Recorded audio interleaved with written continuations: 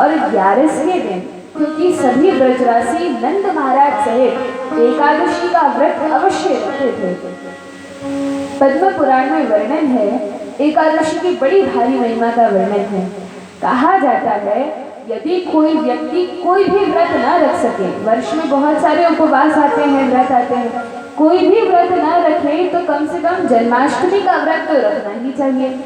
लेकिन जन्माष्टमी का व्रत उपवास जो कि सर्वश्रेष्ठ है, इससे भी बड़ा और इससे भी अधिक यदि प्रिय भगवान को कोई व्रत है, उपवास है, तो वह एकमात्र एकादशी है। एकादशी से अधिक भगवान को कोई व्रत कोई उपवास प्रिय नहीं है, तो सभी को यह व्रत रखना चाहिए।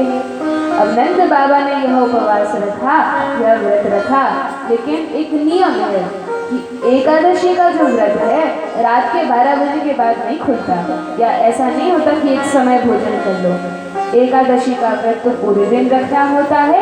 अगले दिन सुबह 6 से 10 के बीच में पारण होता है। हर एक एकादशी के अलग अलग पारण होते हैं, किसी का 7 से 11, 6 से 10 ऐसे पारण होता है, और उस पारण के समय में व्रत खोलना ही होता है, अन्यथा एकादशी का व्रत पूर्ण नहीं माना जाता। तो नंद बाबा ने एकादशी का व्रत रखा, और अगले दिन जब स्नान करने के लिए जाते हैं तो यमुना जी में बहुत जल्दी ही उठ जाते हैं, ब्रह्म मुहूर्त के कुछ पहले ही उठ गए। अब वो वर्णन है शास्त्रों में। वैसे तो लोग कहते हैं अधिकतर कि नंद बाबा ब्रह्म मुहूर्त से पहले आधी रात में ही उठकर चले गए और यमुना जी में स्नान किया। अब वर्णन है कि किसी भी जलाशयों में, नदियों में रात्रि के समय, आधी रात के समय स्नान नहीं करना चाहिए, जल में स्नान नहीं करना चाहिए, क्योंकि उस समय वह जो आधी रात का समय होता है, वरुण देव जो कि जल के देवता हैं, उनके दूतों के विहार का समय होता है, देवताओं के विहार का समय होता है। तो हम मनुष्यों को ब्रह्म मुहूर्त के समय ही जाना चाहिए, उसके पहले नहीं जाना चाहिए। लेकिन यह भी आचार्यगण बताते हैं कि नंद महाराज भूल से उस दिन पहले नहीं गए थे, लेकिन यह ऐसी एक विशेष एकादशी थी जो कि अनेक युगों में एक बार आती है, और इसका पारण ब्रह्म मुहूर्त के कुछ पहले ही खोला जाता है। तो नंद महाराज पूर्ण ज्ञानी थे, उन्हें पता था, और इसीलिए वे अपना उपवास तोड़ने के लिए जब जाते हैं तो वरुण के जो दूत हैं उस समय यमुना जी में स्नान कर रहे थे भूल से, उन्हें नहीं पता था कि यह विशेष एकादशी है। वे वरुण देव के दूत नंद महाराज को वरुण पाश से बांध लेते हैं, बंदी बना लेते हैं और वरुण लोक ले जाते हैं। जब बाकी जितने ग्वाल संग में थे उन्होंने देखा कि अरे नंद बाबा को वरुण के दूत ले गए हैं, तुरंत भाग कर गए, भगवान कृष्ण को समाचार दिया, कन्हैया कन्हैया कान्हा, तुम्हारे बाबा को कुछ देवता पकड़ कर ले गए हैं। भगवान ने कहा अच्छा अभी मैं चलता हूँ, और भगवान भी उसी यमुना के घाट पर जाते हैं, जल में डुबकी लगाते हैं। जैसे ही भगवान डुबकी लगाते हैं तो जल के ही मार्ग से भगवान वरुण लोक पहुंच जाते हैं। अब नंद महाराज वरुण देवता के जो दूत थे उन्हें पता नहीं था कि ये नंद महाराज साक्षात भगवान कृष्ण के पिताजी हैं। धोखे से पकड़ के तो ले आए। अब वरुण लोक में एक स्थान पर बंदी बनाकर रखा था। जैसे ही भगवान कृष्ण पहुंचे, वरुण देवता ने देखा अरे आज भगवान साक्षात मेरे घर आए हैं। अहो भाग्य, बहुत तैयारी होने लगी, भगवान की पूजा होने लगी, सभी लोग एकत्रित होकर भगवान का पूजन करने लगे। नंद बाबा बैठे बैठे कोने में देख रहे हैं, मुझे यहाँ बंदी बनाकर रखा है और मेरे बालक का इतना स्वागत सत्कार हो रहा है। अरे कृष्ण ने ऐसा कौन सा काम किया, कौन सी विशेषता है जो इतनी पूजा हो रही है। और नंद महाराज तो वहां पर देखा इंद्र गणेश महेश जितने देवी देवता सब आरती की थाल लेकर खड़े हैं। नंद बाबा तो चकरा गए। तब भगवान श्री कृष्ण ने कहा ठीक है यह पूजा बंद करो, अभी मुझे वापस ब्रज में जाना है, अपनी लीला को करना है ब्रजधाम में। मेरे बाबा को आप लोगों ने बंदी बनाकर रखा है, इन्हें बंधन से मुक्त करो। वरुण देव ने कहा अच्छा ये आपके बाबा हैं, ठीक है। तुरंत खोला, मुक्त किया, उन्हें प्रणाम किया, सुंदर वस्त्र आभूषण प्रदान किए और ससम्मान उनको विदा किया। अब नंद महाराज आते सभी ब्रजवासियों को बड़ा प्रसन्न होकर बताते हैं, पता है मैं वहां वरुण लोक गया था और मेरे लाला की तो वरुण देवता पूजा कर रहे थे। अब ब्रजवासियों ने जो सुना कि जितने मित्र थे भगवान के, बड़े बड़े लोगों ने तो कुछ नहीं कहा। मित्रों ने कहा, कन्हैया हमने नंद बाबा से सुना है कि तुमने उन्हें वरुण लोक की यात्रा करवाई है, हमें नहीं करवाओगे? हम तो तुम्हारे मित्र हैं। भगवान ने कहा कि अरे नंद बाबा को तो वरुण लोक की ही यात्रा करवाई है, तुम्हें तो मैं वैकुंठ की यात्रा करा सकता हूँ, करना है वैकुंठ की यात्रा? मित्रों ने कहा, अवश्य कन्हैया, वैकुंठ की यात्रा कौन नहीं करना चाहेगा, तो चलो वैकुंठ लेकर चलते हैं। मित्रों ने कहा, कितनी दूर है कृष्ण? सोचा कहीं किसी राष्ट्र में होगा।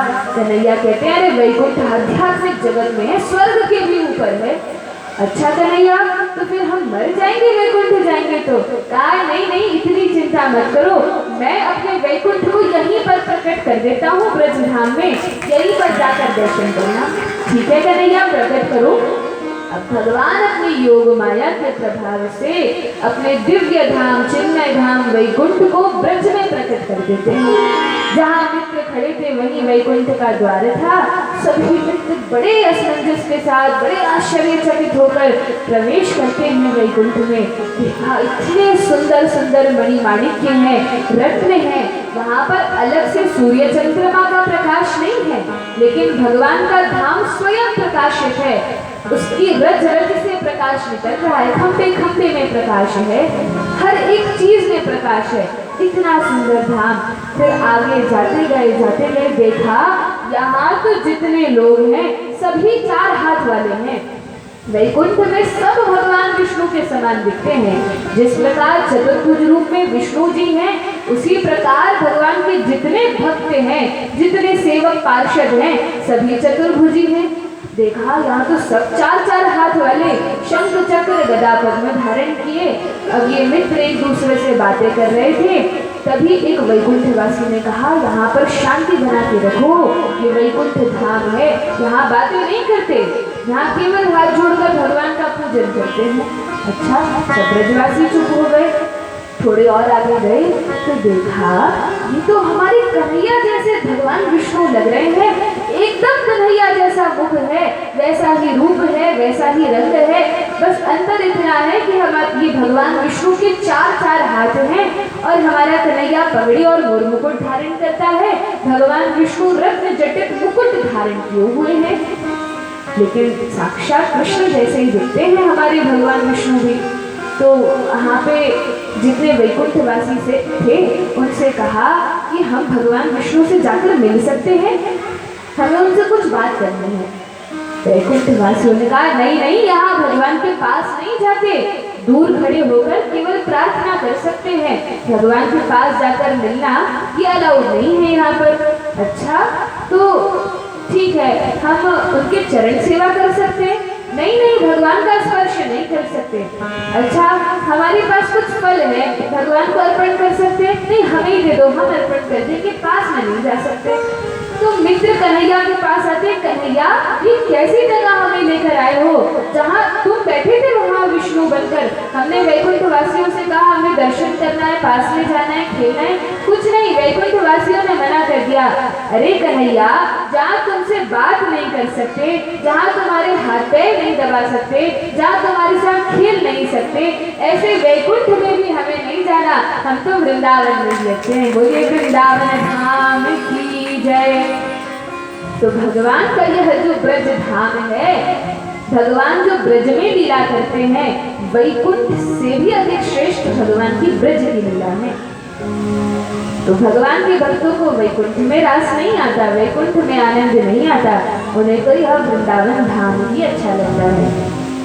आगे वर्णन है, एक दिन भगवान खड़े होकर सुंदर मुरली वादन कर रहे थे, बंसी बजा रहे थे, और भगवान के मन में संकल्प उठा, इच्छा उठी कि अब गोपियों को आनंद प्रदान करना चाहिए। मित्रों के साथ, गोप कुमारों के साथ तो बहुत लीला की है, अब गोपियों को आनंद प्रदान करना चाहिए।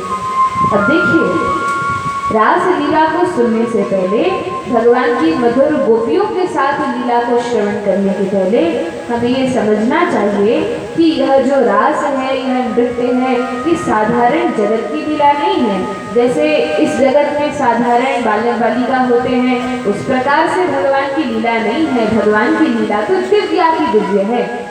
लोग कहते हैं ये गोपियां तो भगवान से प्रेम करती थी, उन्हें पता नहीं था कृष्ण भगवान है, और वे भगवान के साथ नृत्य करती थी, रात्रि के समय मिलने आती थी। लेकिन यह सब बात प्रामाणिक नहीं है। इससे प्रामाणिक बात क्या है? अरे विचार कीजिए, भगवान की आयु 7 वर्ष की थी और इन गोपियों का विवाह हो चुका था। कैसे हम ये सोच सकते हैं कि गोपियों के मन में काम वासना होगी या भगवान कृष्ण के मन में काम होगा? तो ऐसा नहीं है कि भगवान के मन में काम था। दूसरी बात, भगवान श्री कृष्ण यदि राज करें तो उन्हें अधिकार है। उन्हें क्यों अधिकार है? क्योंकि वे तो परम भगवान हैं और उन्हीं के अंश से राधा रानी प्रकट हुई हैं, और राधा रानी की ही विस्तार ये सारी गोपियां हैं। तो ये गोपियां कोई अलग से थोड़ी ना आई है, भगवान की ही अंग से उत्पन्न हुई है, भगवान के साक्षात हृदय से उत्पन्न है। तो जिस प्रकार हम अपने घर में होते हैं, कांच के सामने हम अपने आप को देखें, हम अपने गाल में हाथ लगाएं, कान में हाथ लगाएं, बाल में हाथ लगाएं, कहीं पर भी हाथ लगाएं, हमें पूरा अधिकार है।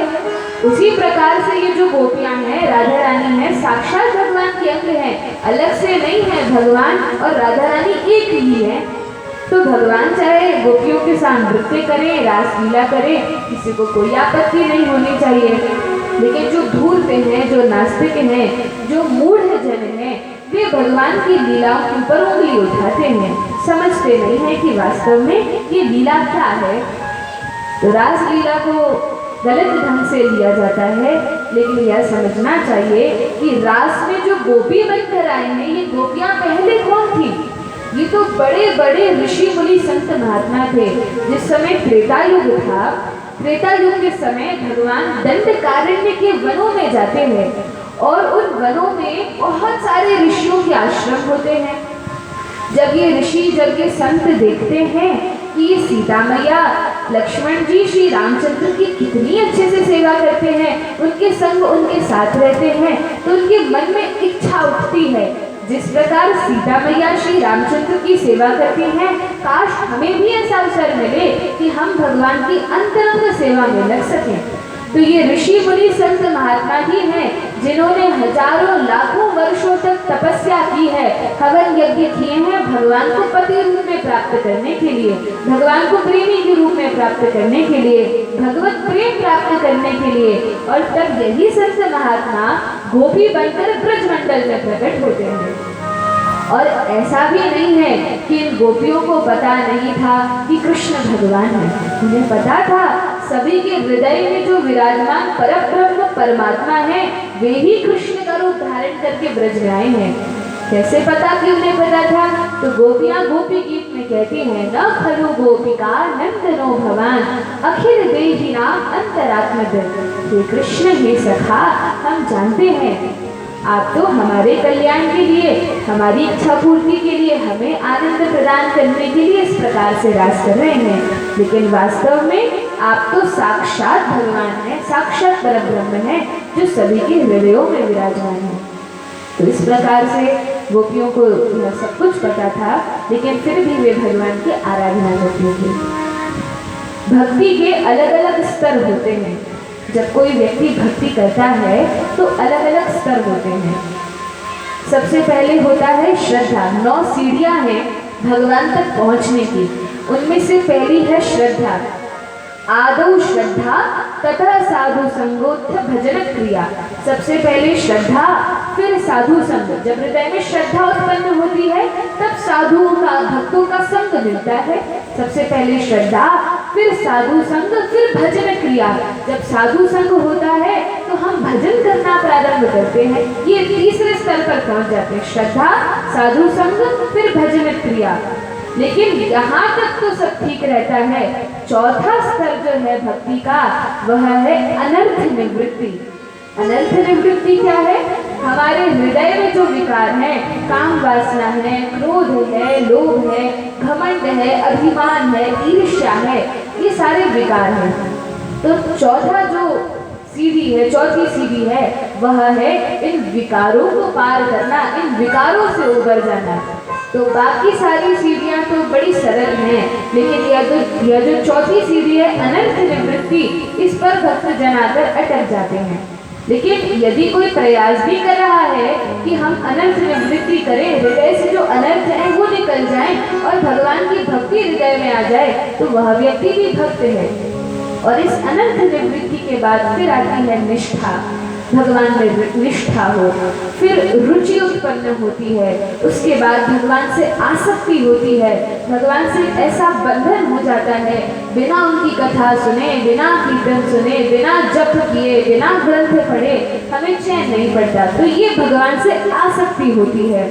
और फिर आसक्ति के बाद जो नवी सीढ़ी है, जो अंतिम सीढ़ी है, वह है प्रेम, भगवान से प्रेम हो जाना। तो ये प्रेम इतना सरल नहीं है, पहले बाकी की 8 सीढ़ियों को पार करना पड़ेगा, तब प्रेम के स्तर पर पहुंचेंगे। और इस प्रेम के स्तर पर कौन है? जो गोपियां हैं, जो व्रजांगनाएं हैं, ये इस प्रेम के स्तर पर हैं। सभी भक्त प्रेम के स्तर पर नहीं होते, लेकिन ये गोपियां सबसे बड़ी भक्त हैं जो इस प्रेम के स्तर पर हैं। तो यदि हमें भी भगवान का प्रेम प्राप्त करना है तो हमें गोपियों से प्रार्थना करनी पड़ेगी, ललिता, विशाखा, राधा रानी, इनसे प्रार्थना करनी पड़ेगी। यदि सीधे कृष्ण के पास जाएंगे कि भगवान अपने चरण कमलों का आश्रय दो, तो भगवान कृष्ण नहीं देखेंगे हमारी ओर, उन्हें इतनी फुर्सत ही नहीं है। इतने सारे देवी देवता लाइन लगाकर खड़े हैं। विष्णु सहस्त्र नाम में वर्णन आता है, ब्रह्म संहिता में भी वर्णन आता है कि वैकुंठ में जब भगवान दर्शन देते हैं, सारे देवी देवता लाइन लगाकर खड़े होते हैं और उनके मुकुटों की टन टन टन टन ध्वनि आती है, बार बार सब दंडवत करते हैं, उठते हैं।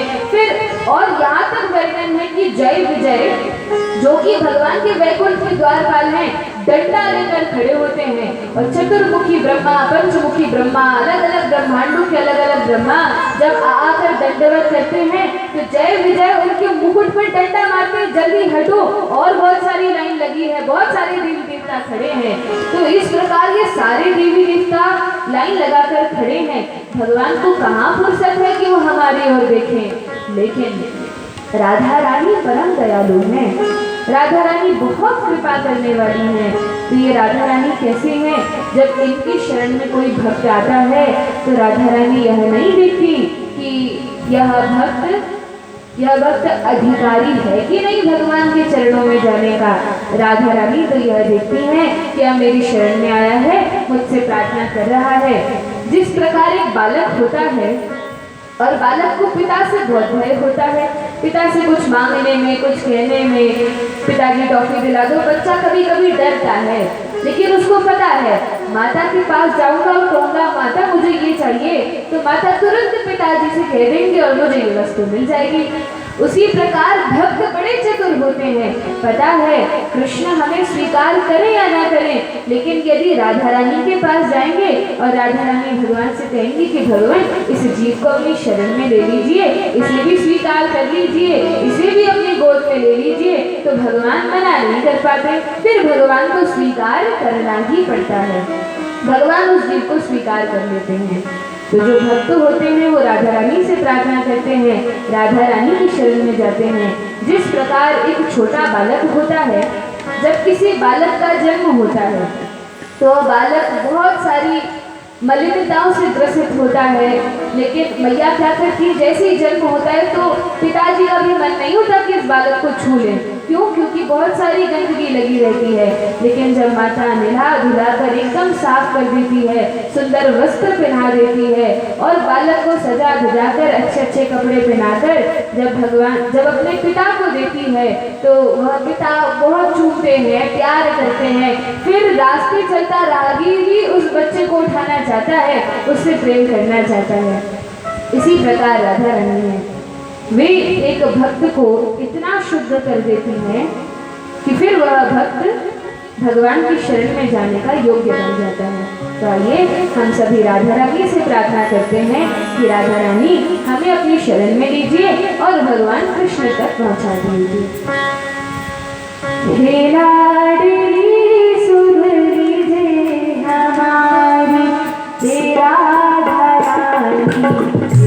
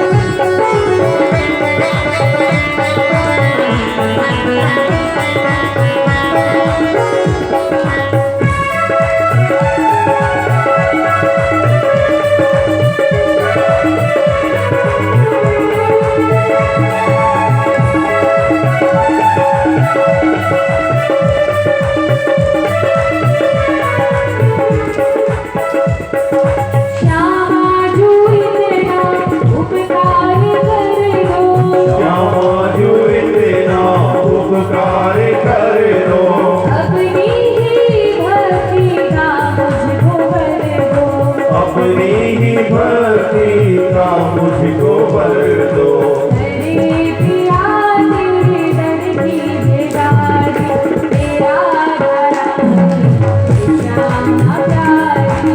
हरे प्रिया तेरे दर के भिखारी, हे राधा रानी हे श्यामा प्यारी। हे लाडली सुंदरी रे हमारी, हे राधा रानी हे श्यामा प्यारी। हे लाडली सुंदरी रे हमारी, हे राधा रानी हे श्यामा प्यारी। कब होगी हमसे कृपा तुम्हारी, हे राधा रानी हे श्यामा प्यारी। कब होगी हम पे कृपा तुम्हारी, हे राधा रानी हे श्यामा प्यारी। हे लाडली सुंदरी रे हमारी, हे राधा रानी हे श्यामा प्यारी। हे लाडली सुंदरी है हमारी, हे राधा रानी हे श्यामा प्यारी। बोली वृंदावन बिहारी लाल की जय, राधा रानी सरकार की जय। हरे कृष्णा कृष्णा कृष्णा हरे हरे, हरे राम राम राम हरे हरे। भगवान श्री कृष्ण निश्चय करते हैं जब गोपियों को आनंद प्रदान करना है, क्योंकि भगवान को पता है अब कुछ ही दिन है जो मैं वृंदावन में अपनी लीलाओं को प्रकट रूप से करूंगा, और उसके बाद मुझे फिर मथुरा जाना है, द्वारिका बसानी है, बहुत सारे कार्य हैं, तो गोपियों को कब आनंद दूंगा। भगवान निश्चय कर लेते हैं, एक दिन वंशी बजाते हैं, और भगवान की वंशी इस प्रकार चमत्कारी है कि भगवान अपनी वंशी बजाते हुए जिस गोपी को बुलाना चाहते हैं उसी गोपी तक उस मुरली की टांग सुनाई देती है। हम अपनी भाषा में कह सकते हैं कि भगवान की मुरली में सब गोपियों के नंबर फीड हैं। जिस गोपी को नंबर लगाते हैं उस गोपी तक आवाज पहुंचती है और वो गोपी दौड़ दौड़ चली आती है। तो भगवान श्री कृष्ण मुरली बजा रहे हैं और सभी गोपियों को बुला रहे हैं। सभी गोपियां एक एक करके एकत्रित हो जाती हैं। जो गोपी कोई भी काम कर रही थी सब काम छोड़कर भगवान की मुरली की धुन सुनकर तुरंत दौड़कर चली आती है। कोई कुछ भी काम कर रही हो सब काम छोड़कर तुरंत आ जाती है और सारी गोपियां रास मंडल में एकत्रित हो जाती हैं। जब रास मंडल में सारी गोपियां आई तो गोपियों ने देखा कि यहाँ भगवान श्री कृष्ण है और रात्रि का चंद्रमा है। गोपियां सब भगवान के पास आकर कहती हैं, कन्हैया तुमने हमें बुलाया। भगवान कहते हैं, अरे गोपियों इतनी रात में तुम यहाँ क्यों आई हो, तुम्हें किसने बुलाया। कन्हैया तुमने ही तो मुरली बजाकर हमें बुलाया है। भगवान कहते हैं, नहीं नहीं, इस प्रकार से तुम्हें रात्रि के समय नहीं आना चाहिए। तो भगवान श्री कृष्ण परीक्षा ले रहे हैं और देख रहे हैं गोपियों का दृढ़ निश्चय कितना है। तो भगवान कहते हैं, गोपियाँ तुम यहाँ पर क्यों आई हो। गोपी कहती है, कृष्ण आपने ही तो बुलाया है। भगवान कहते हैं, वापस लौट जाओ। क्यों लौट जाए, वापस लौट जाओ क्योंकि अभी रात्रि का समय है। तो अच्छा मुझे लगता है कि तुम यहाँ जो पूर्णमासी का चांद है, शरद पूर्णिमा का चांद है, इसे देखने आई हो। गोपियाँ कहती है, नहीं कन्हैया हम तो तुमसे मिलने आए हैं, तुमने बुलाया है। भगवान फिर बात पलट कर कहते हैं, अच्छा ये जो सुंदर सुंदर पुष्प हैं, शरदकालीन पुष्प हैं, इन्हें देखने आई हो। नहीं कन्हैया तुमसे मिलने आए हैं। तब भगवान परीक्षा लेते हैं, गोपियाँ जाती नहीं हैं। बहुत सुंदर वाद विवाद भगवान करते हैं गोपियों से, विस्तार से भागवत में वर्णन है। तो भगवान कहते हैं, क्या इच्छा है तुम्हारी। गोपियाँ कहती हैं, कन्हैया हमारी तो यही इच्छा है कि हम तुम्हारे साथ नृत्य करें। भगवान श्री कृष्ण कहते हैं, ठीक है, तुम्हें आनंद प्रदान करने के लिए, तुम्हारी तपस्या को पूर्ण करने के लिए, क्योंकि गोपियाँ कात्यायनी व्रत भी रखती हैं। कात्यायनी व्रत 1 महीने का होता है। फिर जब वो पूर्ण होता है तो भगवान श्री कृष्ण रास नृत्य करते हैं। ठीक है, तुम्हारी तपस्या के फलस्वरूप यहाँ पर हम नृत्य करेंगे रास मंडल में। सभी गोपियों को बुला लो। सब आ गई हैं। और कितनी गोपियाँ थी तो वर्णन है, गिनती की गोपियाँ नहीं थी, असंख्य गोपियाँ उस रास मंडल में थी। असंख्य गोपियाँ। कुछ वो गोपियाँ थी जो नित्य गोपियाँ हैं, तो बहुत सारी 100-200 गोपियों का झुंड नित्य गोपियों का था। फिर वो गोपियां थी, ये नित्य गोपियां कौन है? जो हमेशा गोपी रहती हैं भगवान के गोलोक वृंदावन धाम में, जो राधा रानी की साक्षात विस्तरित शक्तियां हैं, ललिता विशाखा आदि जो सखियां हैं, ये गोपियां नित्य गोपियां कहलाती हैं। फिर कुछ वो गोपियां थी जो वेदों के मंत्र, वेदों की ऋचाएं, वेदों की स्तुतियां हैं, वो गोपी का रूप धारण करके ब्रजमंडल में आती हैं भगवान के साथ रास करने के लिए। तो वेदों के मंत्र गोपी रूप धारण करके आते हैं। कुछ वे गोपियां थी वेदों की ऋचाएं। फिर कुछ वे गोपियां थी जो पिछले जन्म में दंडकारण्य के ऋषि थे, अलग अलग संत महात्मा थे। त्रेता में जो राजकुमारियां थी जो भगवान श्री राम से विवाह करना चाहती थी, लेकिन क्योंकि श्री रामचंद्र एक पत्नी व्रतधारी मर्यादा पुरुषोत्तम थे, उनसे विवाह नहीं कर पाए, तो इस जन्म में वे सभी राजकुमारियां गोपी बनकर आती हैं। इस प्रकार से अलग अलग झुंड थे, असंख्य गोपियां थी। और भगवान श्री कृष्ण, देखिए यदि साधारण जगत की बात होती तो ये संभव ही नहीं होता। भगवान श्री कृष्ण अपना विस्तार उतने ही रूपों में करते हैं जितनी गोपियां थी। असंख्य रूपों में भगवान ने अपना विस्तार किया। विस्तार का अर्थ क्या है? अपने जैसे असंख्य कृष्ण बना लिए, असंख्य कृष्ण। हर एक गोपी के साथ एक कृष्ण है। ऐसा नहीं कि बीच में कृष्ण खड़े हैं बाकी सारी गोपियां हैं, ये नहीं था। हर एक गोपी के साथ एक कृष्ण था। हर एक गोपी को भगवान आनंद प्रदान कर रहे थे और भगवान के हर एक रूप में, हर एक विस्तार में उतनी ही शक्ति थी, भगवान कृष्ण जितनी ही शक्ति थी। तो भगवान में यह सामर्थ्य है कि वे अपना विस्तार कितने भी रूपों में कर सकते हैं और फिर उन सभी को अपने में समाहित भी कर सकते हैं। तो भगवान विस्तार करते हैं, गोपियों के साथ रास नृत्य करते हैं। सभी गोपियां भगवान के साथ बड़े आनंद में रास नृत्य कर रही हैं। राधा नाचे कृष्णा नाचे कृष्णा, नाचे गोपीगण मन मेरो बन, नाचे गोपीजन मन मेरो बन गयो सखीरी पावन वृंदावन, मन मेरो बन गयो सखीरी पावन वृंदावन। हो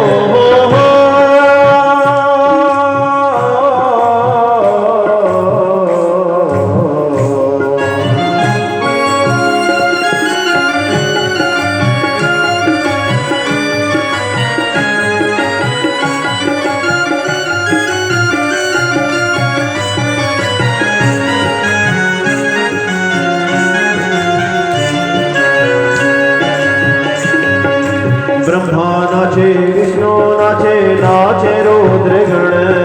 ब्रह्मा नाचे विष्णु नाचे, नाचे रुद्रगण। ब्रह्मा नाचे ओ राधा नाचे कृष्णा नाचे नाचे गोपीजन मन मेरो बन गयो सखीरी पावन वृंदावन, मन मेरो बन गयो सखीरी पावन वृंदावन।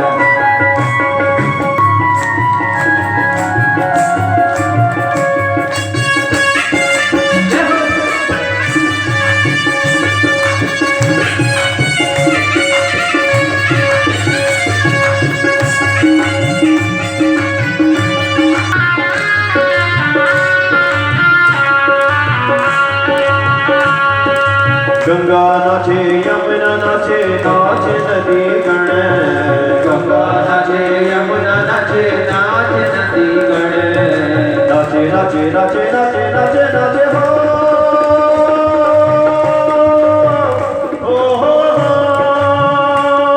गंगा नाचे यमुना नाचे, नाचे नदी गण। मन मेरो बन गयो सखी, मन मेरो बन गयो सखी पावन वृंदावन, मन मेरो मन गयो सखी पावन वृंदावन। राधा नाचे कृष्णा नाचे, राधा नाचे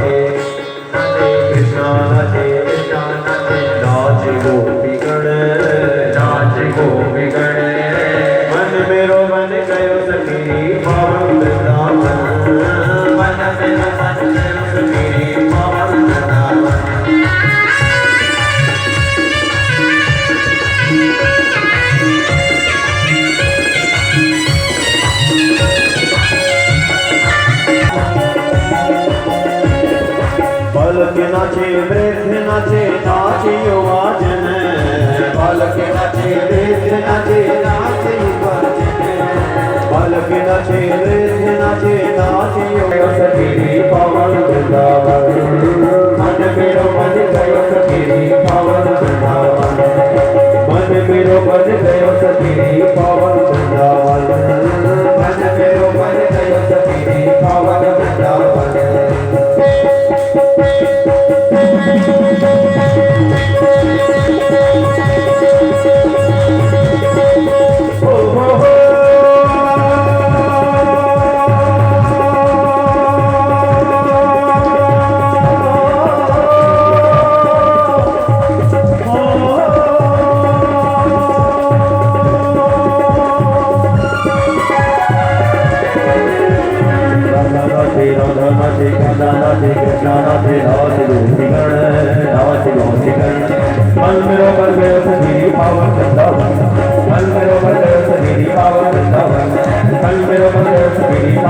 वृंदावन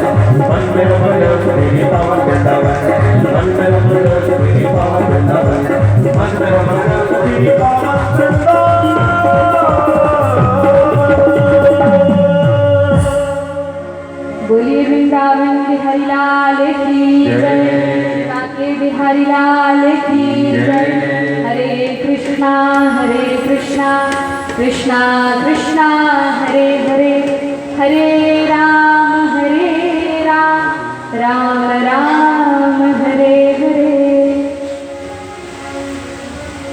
भगवान सभी गोपियों के साथ, सभी गोपी मंडल के साथ रास नृत्य करते हैं, गोपियों को आनंद प्रदान करते हैं। लेकिन वर्णन आता है कि जब भगवान गोपियों के साथ नृत्य कर रहे थे तो गोपियों के मन में, कुछ लोग कहते हैं गोपियों के हृदय में थोड़ा अभिमान आ गया कि भगवान कृष्ण जो इस जगत के अनंत कोटि ब्रह्मांड नायक हैं, ये भगवान हमारे साथ आज नृत्य कर रहे हैं। लेकिन गोपियां तो प्रेम के स्तर पर पहुंच चुकी थी, जिस स्तर पर जाने के बाद फिर विकार हृदय में नहीं आते। तो गोपियों के हृदय में यह भौतिक अभिमान तो नहीं आया था, लेकिन भगवान को आनंद देने के लिए, क्योंकि प्रेम का एक भाव है, एक रस है मान करना, तो दिव्य या आध्यात्मिक मान गोपियों को होता है कि कृष्ण तो हमारे हैं, केवल हमारे साथ ही रास कर रहे हैं, नृत्य कर रहे हैं। और भगवान जगत को यह दिखाना चाहते थे कि गोपियों का प्रेम कितना उच्च है, गोपियां भगवान से कितना प्रेम करती हैं।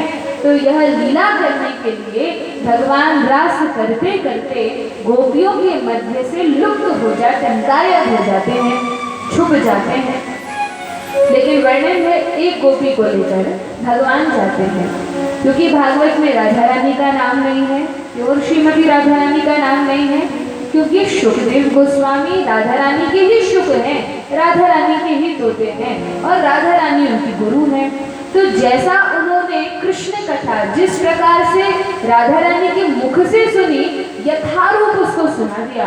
तो जब राधा रानी कथा सुना रही थी तो स्वयं का तो नाम लिया नहीं था कि फिर राधा रानी है, क्योंकि राधा रानी तो स्वयं ही सुना रही है, तो उसमें राधा रानी का नाम नहीं है। दूसरी बात कि ये श्रीमती राधा रानी की जो शुक है, जो सुखदेव गोस्वामी कथा सुना रहे हैं, इनकी स्वामिनी, इनकी आराध्या राधा रानी है।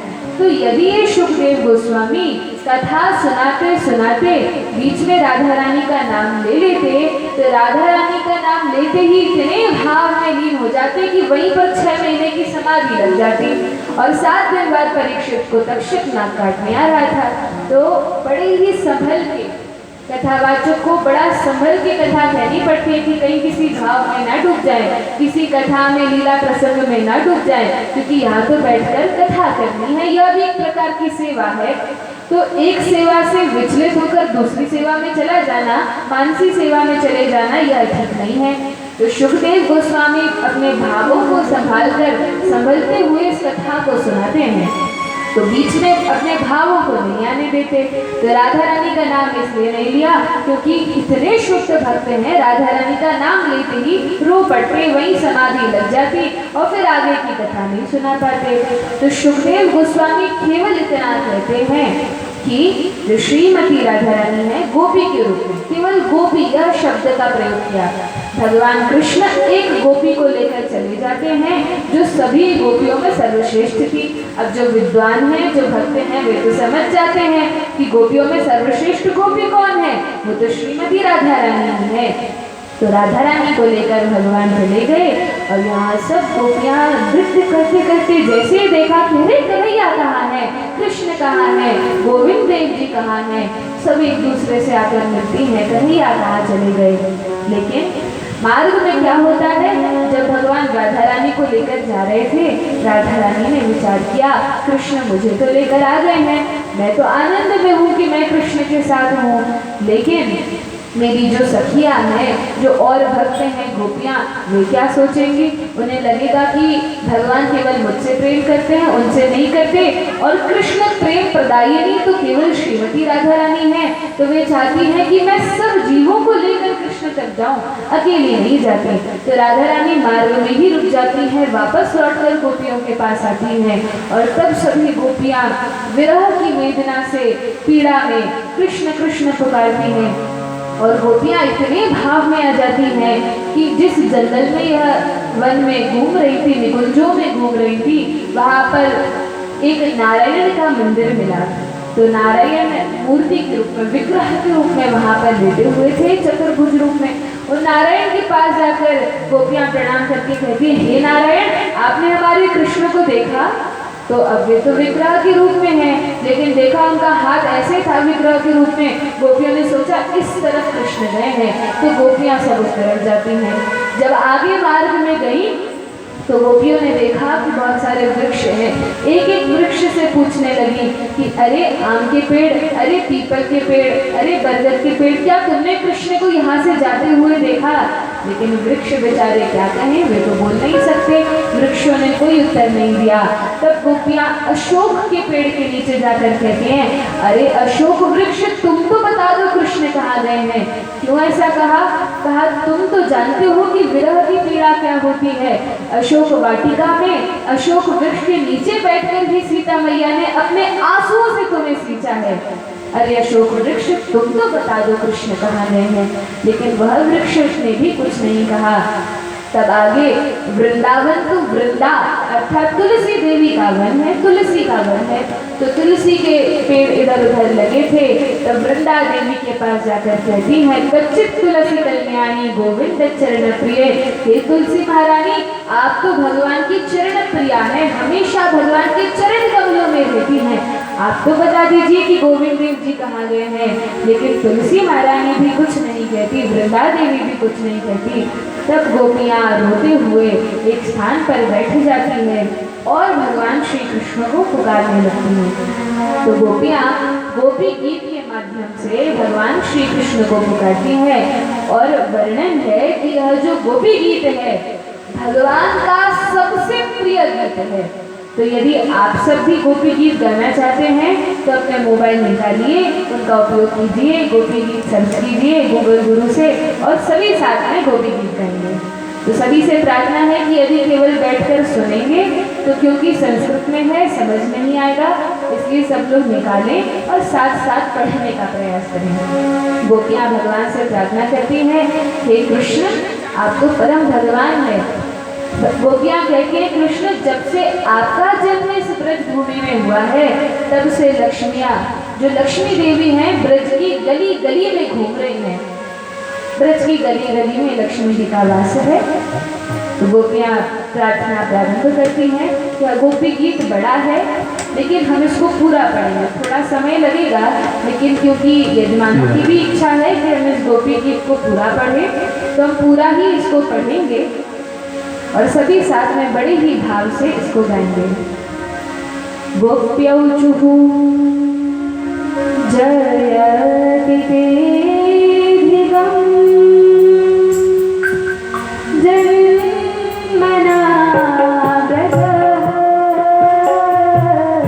जयति विराट् शाश्वतत्रयी दयितवे